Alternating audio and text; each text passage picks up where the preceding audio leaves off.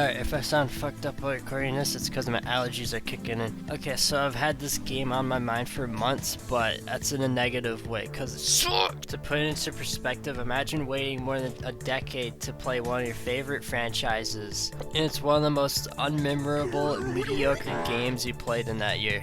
But you're like, wait, I heard a lot about this game. I thought it was one of the best games of 2023. Well, that's true. Here's what I think. I think this was a really good game in the series for new players only. And Nintendo made this really apparent. They want to introduce new people in the series, and I think that's good. But while you're a new player playing the fourth game for the first time, you might not realize it while playing it, but it's incredibly flawed in so many ways. Before I get into those reasonings, I want to explain the hype phase of the game coming out and why people thought it was going to be so good.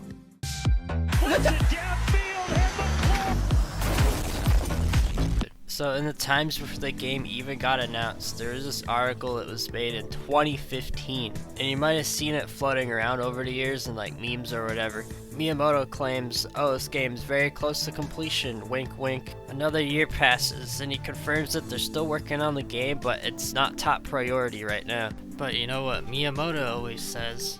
I've heard rumors about your bumhole, your anus. I've heard that there's lots of crumbs on it. And then 5 years pass with no news whatsoever, and it's finally announced on the Switch. The overall Pikmin fandom woke up from its dormant state and everything was wild. So the first trailers come around where they show us the first glimpse of gameplay, and it was everything I'd hoped for. It probably sounds sad, but it was most hyped I had been in months. And just to show you how hyped Pikmin fans were at the time, here's a good example. Oh my god! Oh my god, the Empress Bullblax is back! Oh my god, caves! Yes! Yes! This is what I wanted!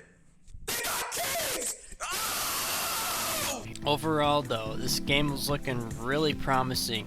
We had the caves back, we had the old Pikmin 2 bosses back, and they introduced two new gimmicks to the game that looked really neat. First they showed this new playable dog companion that looks like it could add a lot to the gameplay. Then they showed this new type of Pikmin that can only be used at night, which confirmed nighttime gameplay, and that was something that I was looking forward to for a really long time. This had a lot of potential and made you think, what could the nighttime missions even be? Does it add like new puzzles at night? Does it unlock new areas you can explore? These were only some of the questions though I had after they showed everything, and it looked like it was gonna be the best Pikmin game ever. And then I played the game and I felt like a disappointed father, dude. It was the most unimpactful game I played that year. Anyways, now that that part of the video is out of the way, here's where it gets real and where I'll probably lose my mind.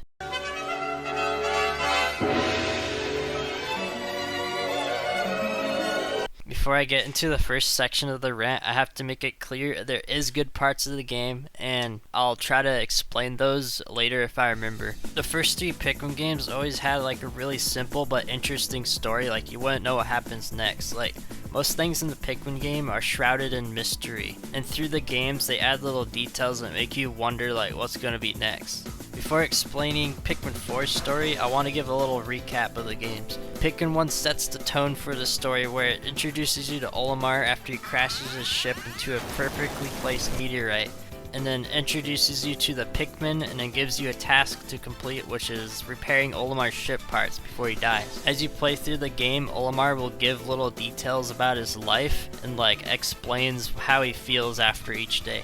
Okay, so there's two endings to this game, and trust me, this is important for later. The first one is, of course, after you collect all his ship parts, he escapes the planet and goes home to his family.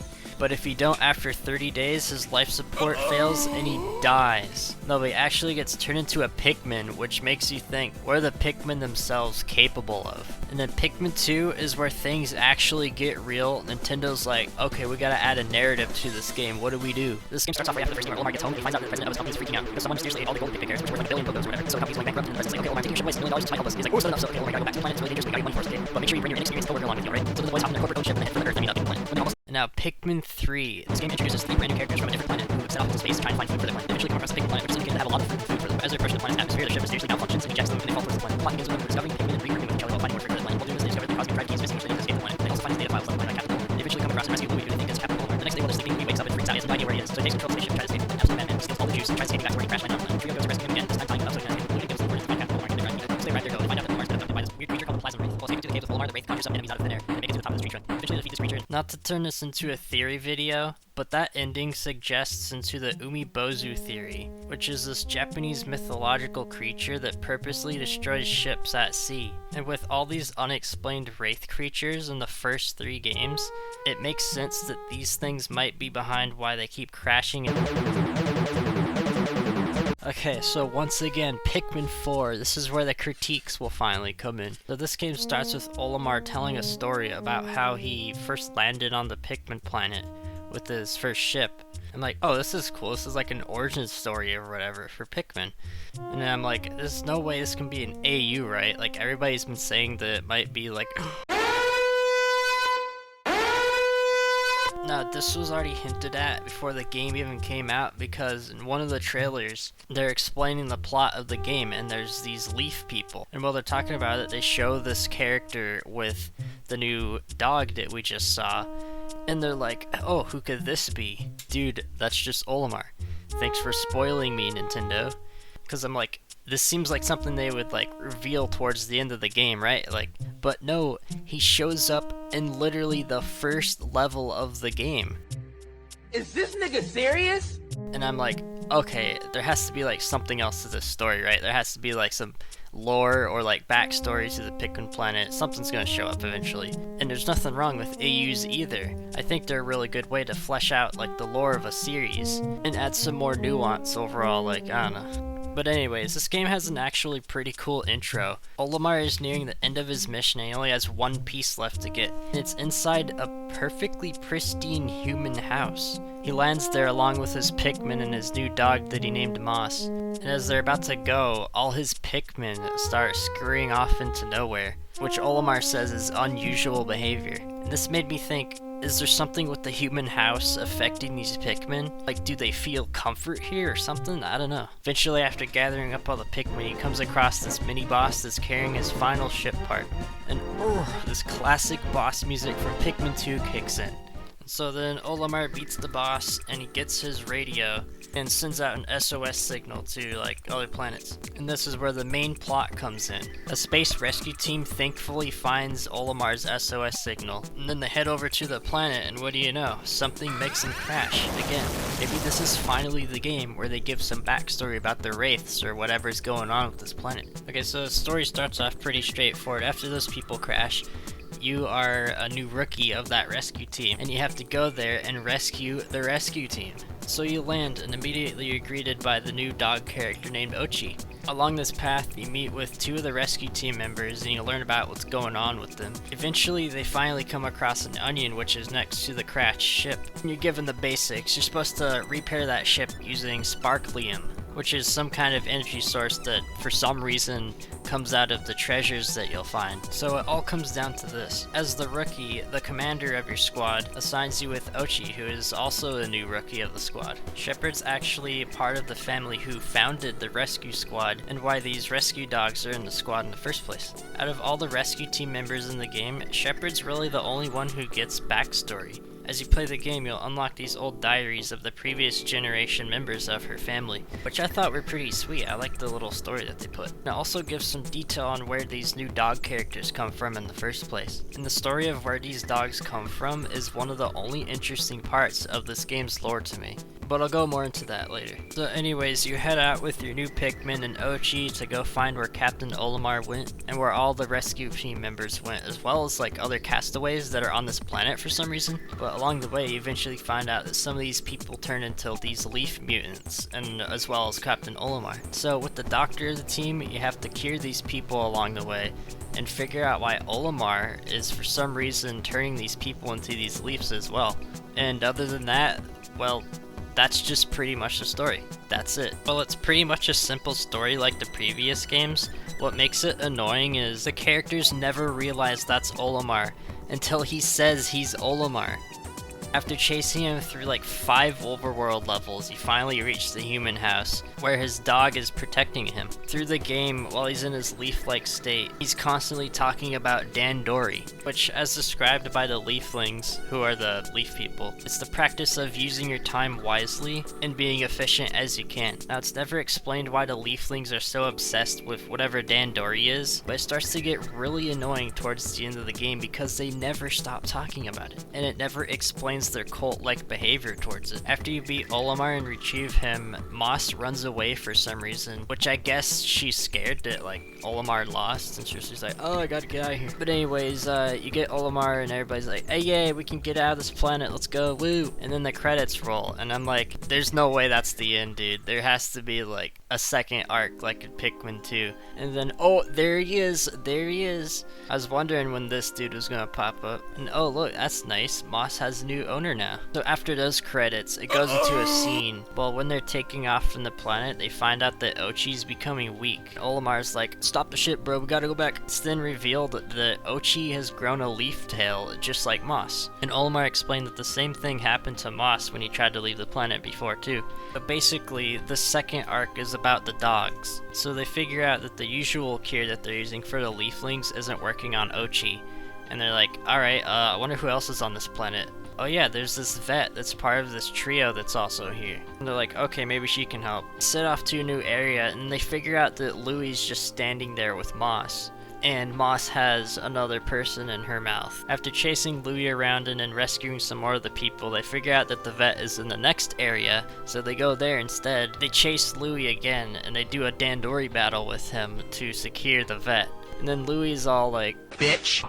And then once again, Moss is sad that her owner left her, so Olimar's like, hey, let's get Moss back and bring her home.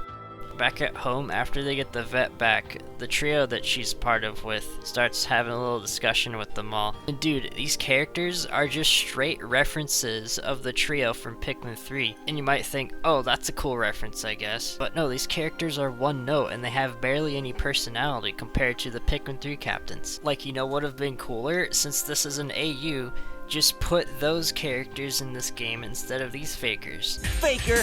It would have been a nice callback to them, and it would have given them some more personality too, but no, they just have to reference them with these cheap designs that look like they're made out of the character creator. Most of the characters that you rescue in this game, and part of the rescue team members as well, are just so bland. They tried to make this sense of progression and building like this community in the game, which is a pretty cool idea. But that idea is pointless because most of these characters are just really uninteresting and just pumped out of the character creator like your character was. And overall, it just makes the hub area feel really bloated and intrusive compared to this like streamlined menu where you can just pick everything that you want instead of having to go to all the characters to talk to them.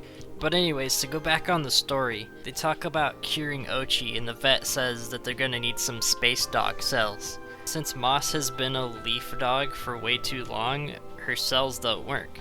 And they're like, okay, so we're gonna need a dog that doesn't have any leaf DNA. And so the vet recalls coming across this giant dog that just carried her everywhere until she passed out. And then Olimar's like, yo, hold on, Louie might adopt that other dog and control it or whatever, so we gotta get to it. Eventually they track Louie into this giant cave who hates being chased down by them for some reason. Bitch. They eventually get to where the big dog is sleeping and Louie's like, dude, can you get out of here? And so Louie hops on the dog and initiates this epic giant boss fight, and dude, it's just like Pikmin 2. Then they eventually beat him and the dog runs away and Louie gives up. And then they're like, lol, Louie's such a troublemaker, huh? But then they get back and they cure Ochi, and then they're like, oh, let's do it to Moss too. But then it doesn't work on Moss, and Olimar's like, I guess Moss belongs on this planet and we should leave her here. So then they go home, and then Moss acts as the Pikmin's new leader for now.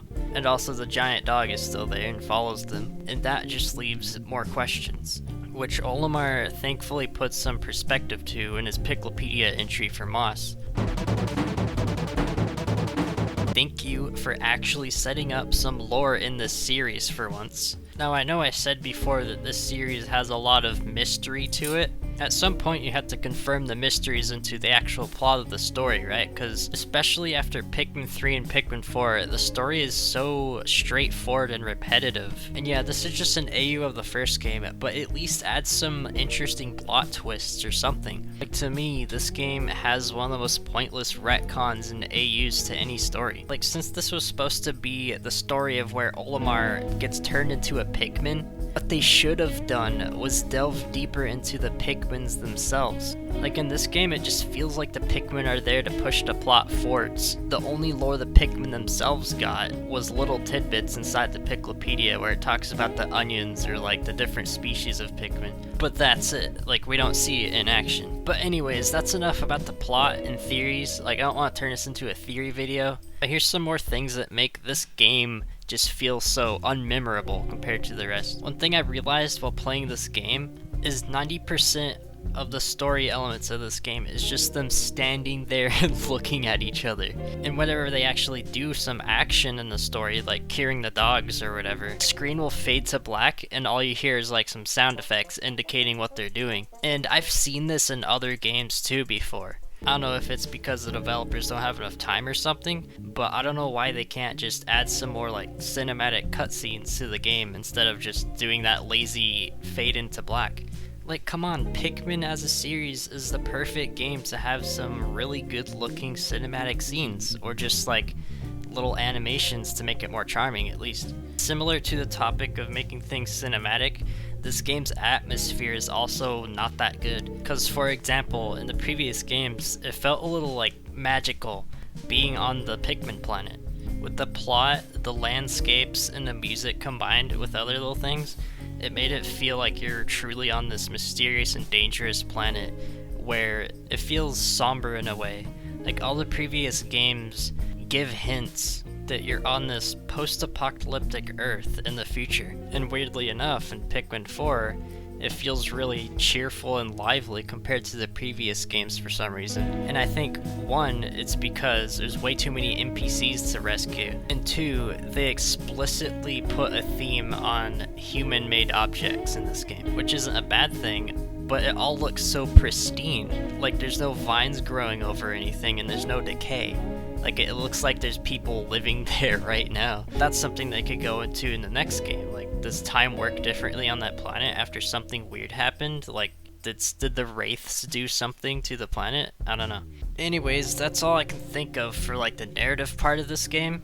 Now I want to talk about the presentation and the charm, like what makes a game special.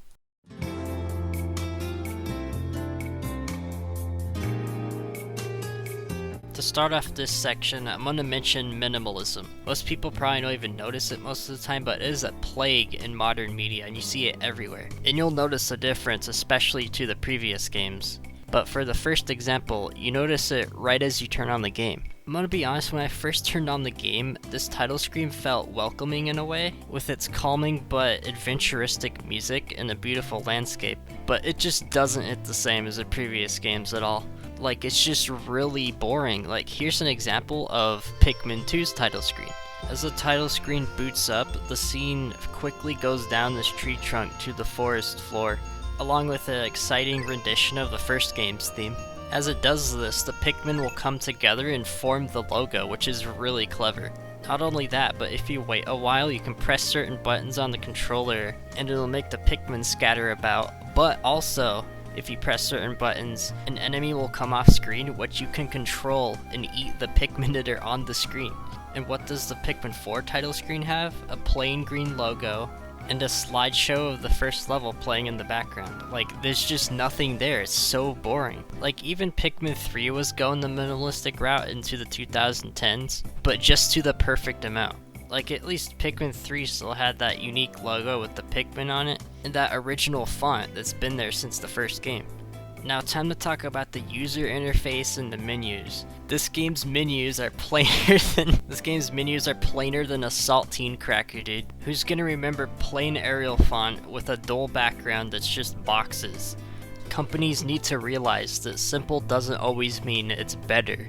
Now, for the next example, this is something that ties in with the menus, and this is just more of a personal preference too, but the sound design of the menus is also kinda boring. Like, compared to the previous games, in this game, it sounds like the developers just went, okay, we need some futuristic sound effects for the menu because this is a futuristic game, right? But when you compare it to like Pikmin 2, for example, it just sounds so streamlined. Like, here's some examples.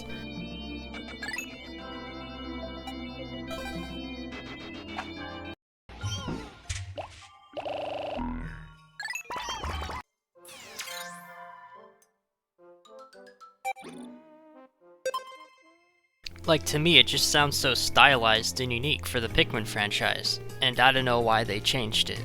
And what you're seeing right now is the Piklopedia menu for Pikmin 2, which is gonna tie into the next section I'm gonna talk about, which is the music of this franchise, which I could talk about for hours. It's just so unique. Until you get to Pikmin 4, that is. But yeah, back to the Piklopedia situation. Pikmin 2's Piklopedia is one of the most memorable and nostalgic things in my entire life. And I'm not just saying it's nostalgic because it's old. It's nostalgic because it's so charming. Like, for example, look at the flashy colors, the bubbly menu.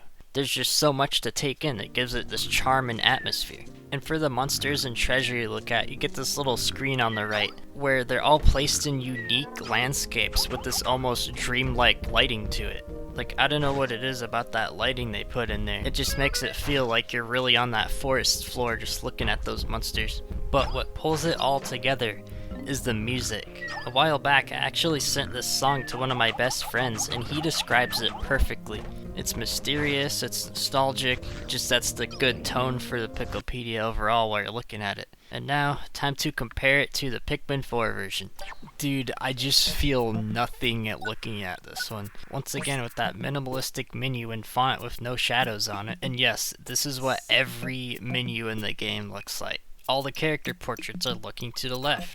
All the environments the enemies are in are the same. And then the repetitive music in the background that's not relaxing at all to me. Like, this song sounds like it belongs in Professor Egad's laboratory. Like, it's not a bad song, but it just doesn't belong in a Piklopedia, especially for how short of a loop it has. Alright, that's enough about the Piklopedia. Now I'm gonna go through a bunch of examples of Pikmin 4's soundtrack. First, I gotta say, I believe a good soundtrack brings a game really far in terms of enjoyability. Like, it has to complement the gameplay at almost all times or you just don't get a good atmosphere. But starting off, we got one of the most memorable parts of all Pikmin soundtracks, which is the overworld music.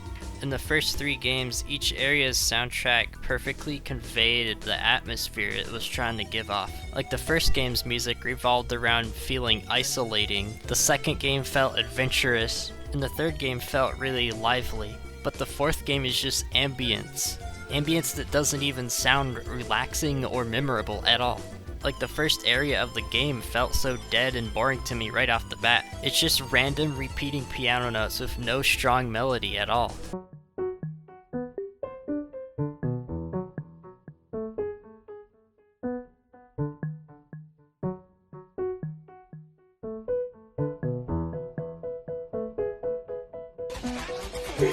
This thing is trash. And like, okay, this just has to be like the intro area of the game, right? The next area has to have like this grand music. But no, it's even worse. It just sounds like white noise. I'm not even gonna show the rest of the themes because there's no melodies.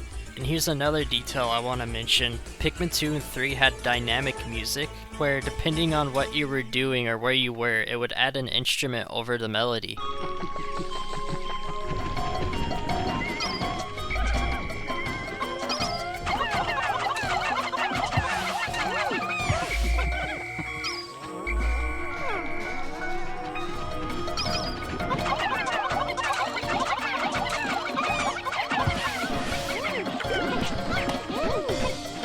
But in Pikmin 4, they did something different. They added this little tune for every single regular enemy in the game, which I honestly thought was pretty cool, but that made it where they had to sacrifice the other dynamic themes. But here's the thing, when I was playing the game, I barely noticed any of these themes because they're so quiet. I don't know if it was my TV or my headphones or something, but I could barely hear the music in this game. But when I got to the area of the game where you had to rescue Olimar in that human house, it all changed. I was so relieved to finally hear music in this game for once. And what's even better is this area has a dynamic theme that plays whenever you're getting chased by moss. And then the last two areas of the game bring back the annoyingly repetitive melody. It just made me want to get out of those areas as quick as I could. Something funny I want to mention while on the topic of these themes is there's this optional side story in the game where you play as Olimar and you have to collect all his ship parts. And this mode remixes the area's themes and actually puts a melody on them. Enough about that though, now I'm going to talk about another category of area themes, which are caves. Now the cave music in this game got it even worse than the overworld themes. Every single cave in this game has the same theme, and it's just ambience. And I don't even know how they did it, but it's quieter than the surface themes. It was one of the things I was most looking forward to in this game, because in Pikmin 2, the cave music has so much variety. And it sucks because Pikmin 4 has way more caves than the second game did. So it made it annoying hearing the same ambience over and over while I was playing. Okay, and on to the third category of music I'd like to talk about, which is the boss battle themes. Pikmin 1 had 2 boss battle themes, which were pretty simple, but they set the tone for what Olimar was up against. In Pikmin 2, this game has one of the most memorable boss themes of all time to me. And this isn't just bias, because it has the most views out of any Pikmin song on YouTube. What makes it so good in the first place is it's just so sudden and frantic, which makes sense because in the game, the bosses pop up out of nowhere. It's like a jump scare. And what makes it even better is it's also dynamic, just like the area themes.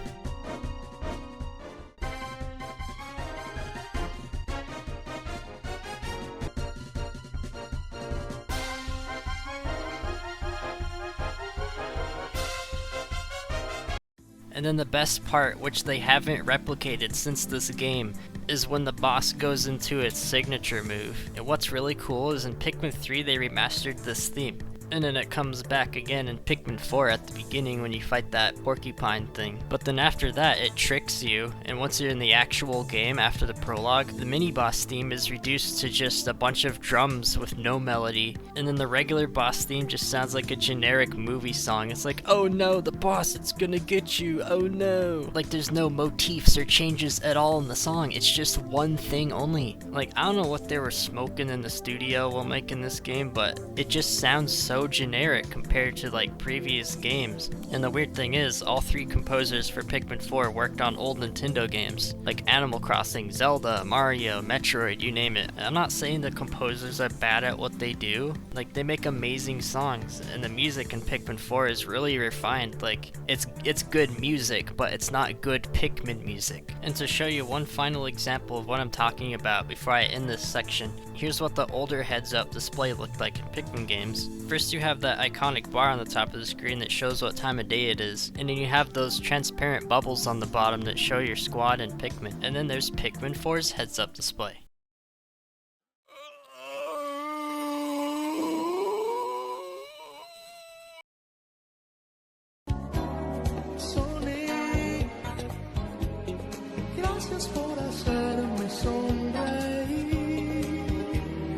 Okay, so I already know this is going to be the longest section of the video, because Pikmin 4 is a game, so it has gameplay. First off, I'm going to talk about Ochi. I think he's a really good addition that allows for some fun puzzles, but he absolutely ruins the flow of how Pikmin combat works. At the beginning of the game, he can't really do much, but he quickly becomes a menace because of the amount of upgrades you can get. The first feature about him though is that all your Pikmin can freely ride on top of him, but this completely trivializes any fight or boss fight in the entire game. In the previous games, you had to strategize where you're going to walk around with your Pikmin, and carefully lead them around hazards and enemies. And something they did in Pikmin 4 to counteract riding on Ochi is they added a lot of enemies that can scatter your Pikmin, and it makes it where they freak out and you have to call them back onto Ochi.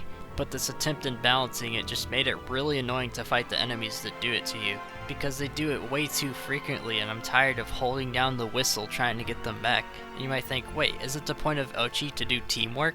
And yeah, that's true, that's what the game wants you to do, and it gives you all these tools where you can tell Ochi to go to certain areas and do certain tasks for you. But I found myself barely making use of these features at all, because you need Ochi with you to do like 90% of the puzzles in this game, and to open up different paths to go down. But that's not even the worst thing about Ochi. So Ochi has this charge move where you can charge into the wall or obstacles or different enemies, And when you charge into an enemy, the enemy gets stunned for a period of time while launching all of your Pikmin onto it at once. This most likely kills any regular enemy in one shot. Or if you're efficient enough at it, you can kill bosses under 30 seconds. Other than that, Ochi can unlock a wide range of abilities. Ochi can do almost anything Pikmin can do. He can dig, he can tear down walls. It doesn't make the Pikmin themselves pointless at all, but it really dumbs them down when he can just knock things off of a wall that yellows are supposed to reach, or dive underwater to get a treasure that blue Pikmin can get. But it kinda takes the spotlight off of the Pikmin themselves once you fully upgrade Ochi. Overall, I found myself barely using Ochi by himself because even though he can do everything that you can, there just wasn't a point to it at all outside of the puzzles in the caves where you have to use them separately. Now, for the Pikmin themselves, the way they're presented in this game makes them really annoying to use compared to the other games. After the first game, you could have 5 different types of Pikmin at your squad at once, and that divides it into 25 of each because you can have 100 Pikmin. This gives you the perfect amount to utilize for anything that you might come across because you don't know what you're gonna find, you know? But in this game, they made one of the worst decisions ever, which is limiting you to 3 types at a time. And the reason they probably did that is because in this game you have 9 different types of Pikmin at your disposal. Oh, this makes it simple for new players and you'll always have the types that you need at all times, blah blah blah. But no, this ruins so many things you would not believe. When I was first introduced to the feature, I thought it was there so that you could mix your team in different ways, and it would allow on different approaches to the levels depending on what you pick. But no, none of that strategy is in the game. They tell you what Pikmin to pick right off the bat when you start the level. The game's like, oh, fire Pikmin and ice Pikmin are suggested for this area. Well, okay, now I know what to expect for this level, but that gets rid of the special feel to it. One of the core parts of previous Pikmin games was discovering stuff on your own.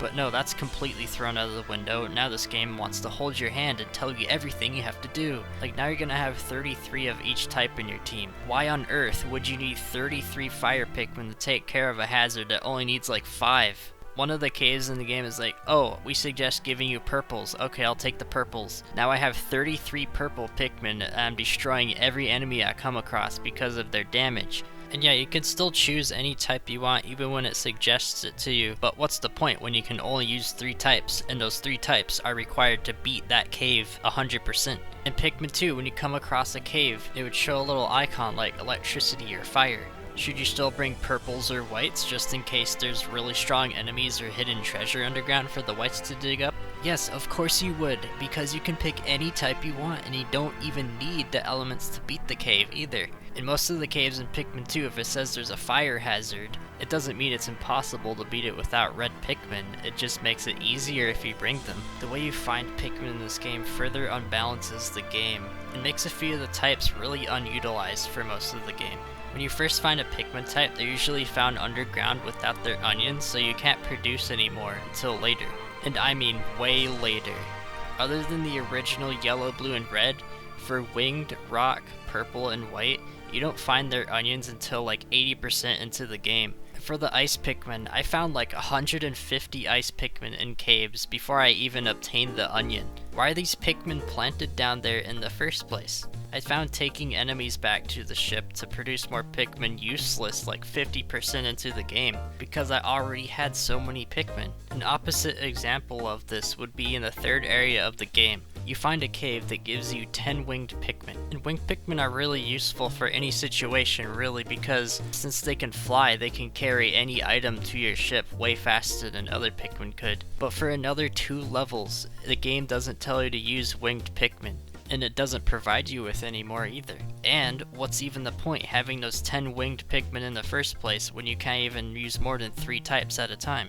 And for the onion situation, this goes for 4 types total. For the wings and rocks, you get theirs when the game is basically almost done. And for the purples and whites, you get theirs from this optional side quest near the end of the game. So what is the point of having those onions in the first place? In the long run, there's no reason other than to get 100% of the game completion. And if you lose all of the Pikmin of that type, you can just go back in the cave that you previously found them in and keep farming them over and over. And this was a thing in Pikmin 2 for purples and whites, because you could only find those underground. They were treated as a special type, because they weren't required and it didn't have an onion. So in that game it worked, there was no problem there. And when you did find them in Pikmin 2, it would feel exciting every single time because they're rare. Pikmin 4, however, neglects almost every type in the game in some way, and that's where I'm going to get into the functionality of the Pikmin themselves. Throughout the game, the Pikmin themselves don't really have any uses, except for a few recycled hazards that you keep seeing.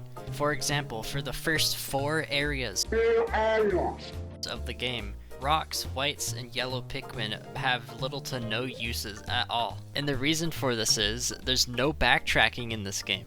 Backtracking was one of the main features of the previous 3 Pikmin games. Pikmin 2 had an interesting way of doing it. You get to the 2nd level, you see an electric gate. Behind the electric gate is the blue Pikmin. You get to the 3rd level and find the yellow Pikmin, and then you go back and get the blues. The first 3 games all had an example of this, and this is what made Pikmin special in the first place, in terms of interesting and balanced progression. You use your Pikmin to solve problems and get rid of all the different hazards that are in your way. And that's the thing, going back to Pikmin 4 on the first 4 levels, they barely give you any hazards to work with. You'd think at this point in the series they'd make all kinds of different things you gotta deal with, but nah, it's just build some bridges, jump over here with Ochi, whatever. And other than the lack of environmental hazards, winged Pikmin no longer fly a few inches off the ground while carrying stuff back to base, so enemies can still get them. And white Pikmin no longer dig hidden treasure out of the ground, because there's no hidden treasure in the game, unlike in Pikmin 2.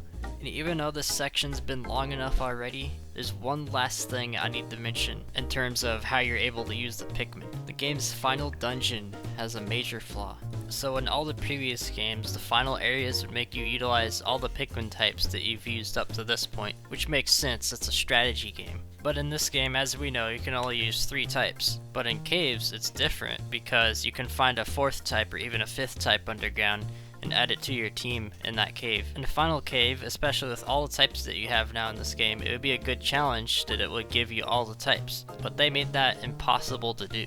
The cave will tell you to bring purples, blues, and whites, and you could give yourself some glow Pikmin too with the seed item that you can use underground. Then going through the cave you'll come across ice Pikmin, it brings that to 5 Pikmin, and then right before the final boss, they give you red and yellow candy pop buds for you to throw your Pikmin into and get those types. But then you're like, wait, where's the winged and rock Pikmin? That's right, they're unused in the final cave because they're pointless as always in this game. And disregarding those types, because you get red and yellows right before the final boss, they aren't even used in any puzzles or hazards in the final cave. 2 of the original types in Pikmin, and they're like, oops, we almost forgot, here, have like 5 red Pikmin right before the final boss, yeah. Like, I remember those 5 red Pikmin being utterly useless in the final fight, because the way the boss shoots different elements at you, you can just dodge or run away with Ochi. There's no point. In Pikmin 3, the Plasm Wraith fight was perfect, because you had to actively swap through your types to attack the boss as it changed forms. But there's one last detail about this cave. Technically, you could just bring winged and rock Pikmin with you at the beginning of this cave, and just get the other types later because you find them in the cave. But no, they programmed the game to get rid of certain candy pop buds if you try going against the recommended types in this cave. And this type limit also applies in the Piclopedia when you're trying to fight enemies. And all these examples just show that the 3 type limit is stupid, and I have no idea what they were thinking. It just does more harm than good in the end of the day. So I was talking about caves a lot in this section, so I'm gonna go into detail about those.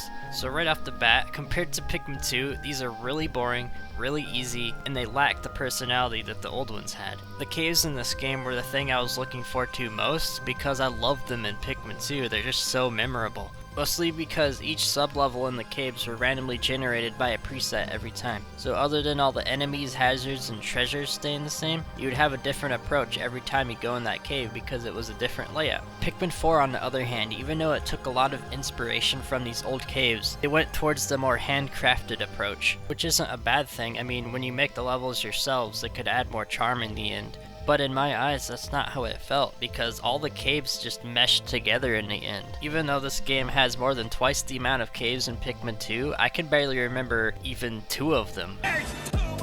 All the puzzles in the caves just consist of putting Oshi over here, so you can press a button, opens that door, now you can go over here, now you can take this bridge down, and then you can go over here. Then there's caves with conveyor belts and fans that you have to turn on, and you jump around and you do all this stuff. But I'm like, hey, these aren't bad puzzles per se, but they do these multiple times throughout the games. There's nothing else. You think at this point of the series they'd give us a bunch of Pikmin type oriented puzzles and shit, but no. And the funny thing is, even though the Pikmin 2 caves had no puzzles other than breaking down doors, those were still more fun because the levels didn't feel streamlined and repetitive. In Pikmin 2, you enter a sub-level and it feels like a treacherous adventure because you don't know what to expect. It's like some exploration adventure as you dodge enemies and get treasure, but in Pikmin 4's caves it feels like it's not threatening at all as the enemies are really easy and you can just survey the whole map from the start. It just feels so devoid of any personality at this point, man. Not only that, the way the caves are set up in this game make them feel really short. Pikmin 2 had an average of like 5 to 8 sublevels per cave. Pikmin 4's caves average around 3 to 5, maybe 6 if you're lucky. What makes it worse is half of those levels are boss rooms,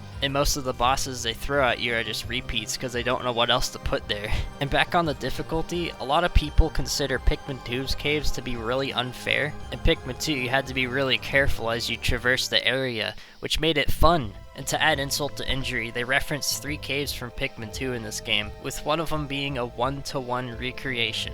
And while it was nostalgic in the moment, it just felt like shallow fan service afterwards. And the cave I'm talking about is the Engulfed Castle, which was supposed to be the submerged castle from Pikmin 2. The submerged castle was one of the things Pikmin was most notoriously known for back in the day, because it was just so unexpected in a good way. The cave has an off-putting melody which is different from any cave in the game, and after 5 minutes the water wraith falls from the sky and chases you down. Yet in Pikmin 4 they absolutely butchered it.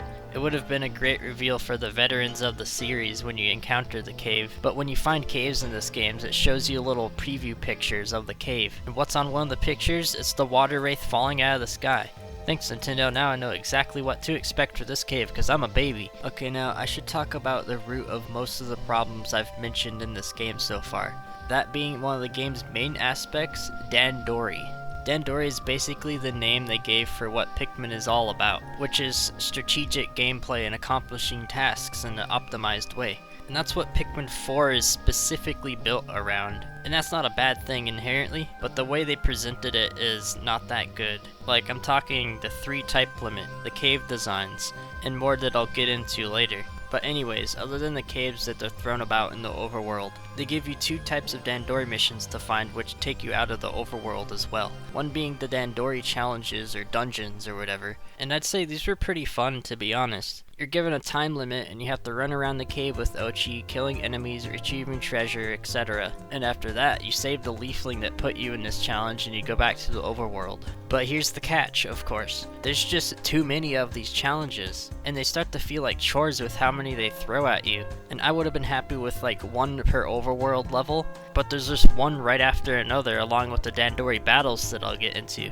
and I would loathe coming across them at some point because they're just annoying. They're basically the challenge mode from Pikmin 2 and mission mode from Pikmin 3, but with less personality and more repetitiveness. Instead of being a fun side mode that's not connected to the story, they're connected to the story because you have to save the leafling. And once you beat them, you can't even select them on the main menu. You have to go into your save file, go through the hub area, talk to a guy, and then you can play them. And there's not even any extra ones other than the ones you get in the main story. And then the Dandori battles are pretty much the same thing. They're like the bingo battles from the previous games, but worse. Instead of filling out a bingo card, you just collect random shit around the map until you win. And they're just constantly dropping stuff everywhere. There's no Dandori aspect. They call it Dandori battle, but you just frantically run around grabbing stuff half the time, with like 5% strategic aspect whatsoever. And the way that the battles were forced into the main story where you had to fight Olimar and Louie didn't make any sense. It just throws off the immersion because what happens in the battles makes no sense in the game's universe. And other than the specified Dandori missions, they tried building all the levels around Dandori, it seems like, which made them really homogeneous and bland. All of the maps, excluding the house, because that one's actually interesting, are laid out almost the same way with repeating hazards that you've seen before. It feels like they're all variations of the first level. Oh, here's a flat area with a ramp, you knock down this bridge,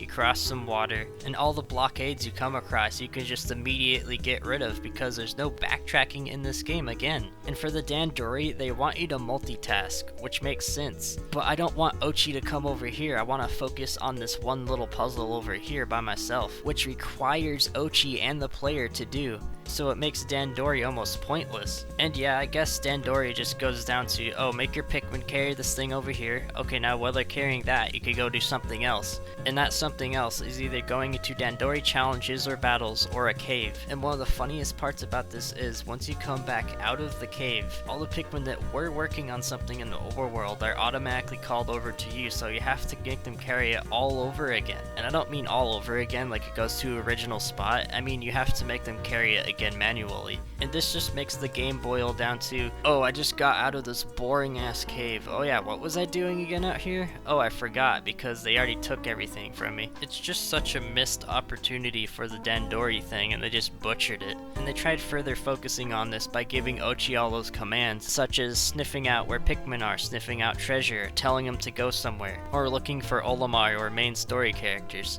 which I'll just do on my own anyways. I found myself never using those commands. It just felt like something that they put in there and it wasn't fleshed out, it was like lingering. Now, I've mentioned difficulty a few times, so I'm gonna go into that before I get to the next topic. This game throws so many quality of life features at you that I don't even feel scared of losing Pikmin at this point. Like I said earlier in the video, you can ride on Ochi to protect all your Pikmin, and other than that, they added a rewind feature to this game. Not only does that make you a more careless player, it gives a feel of not worrying about messing up at all. Because if you couldn't rewind, you could just go back and make more Pikmin if you lose like 50 of them. And that's one of the main things about Pikmin. Your Pikmin will die if you are careless. That's what makes these kinds of strategy games fun, because if there's no sense of massive loss, then where's the point of the difficulty? And for the enemies, they're so simple to fight that you can barely use any Pikmin in the first place, except for a few moments where a few bosses can insta-kill a ton of your Pikmin if you're not careful, and you can just counteract this by riding on Ochi and slamming into the boss. What made the enemies more threatening, like in Pikmin 2, was how defenseless you felt at all times. You had to constantly dodge, run around, and because of your big team following you, you could easily lose them to a giant boulder or such because of their size. And this made it where you would strategize. You would disband most of your team, put them in the corner of the cave, and then explore with your purples or whatever. And another thing that made it fun was the unexpected jankiness of old enemies. Like, you would eventually optimize your ways of fighting these enemies, and they could still catch you off guard, especially with the variety that was attacking you. But in Pikmin 4, the way most of the enemies are placed away from each other makes the scenarios way too easy, especially now that the enemies are more polished and predictable. Like, what they need to do in the next game is give the enemies more interactions and pair different species up with each other to make for unpredictable fights. And that was almost accomplished in Pikmin 4, because now I'm going to introduce the nighttime expeditions. Remember how I said near the beginning of the video where I was thinking of what the nighttime missions could be in this game? Nope, it's none of that. All this game mode is tower defense. Mindless tower defense. These nighttime missions will introduce you to the glow Pikmin, which you'll use to protect the luminals. And then when the sun rises, they produce glow sap, which you can use to cure the leaflings. But yeah, all this mode is collecting star bits on the ground so that you can grow your Pikmin army before the enemies come and attack you. Then you just switch between Ochi and your character to fend off a large variety of enemies, which you basically don't have to put any thought into, because the glow Pikmin are immune to all elements. Because you could tell your glow Pikmin to do a charge attack to stun the enemy for like 5 seconds, just like Ochi can, and then they all just cling onto the enemy and kill it. Since this mode is based around combat, it could have been really interesting, bringing out a variety of Pikmin types to fight out different enemies at the same time. Like I said earlier, pairing different enemy species could lead to cool battles. But no, it's just as easy, not if easier than the rest of the game. But overall, there's just so much missed potential happening in this game, and that's just all the main gameplay mechanics I've explained. So at this point, it's time to go into more miscellaneous details. Starting off, we got the hub area of the game.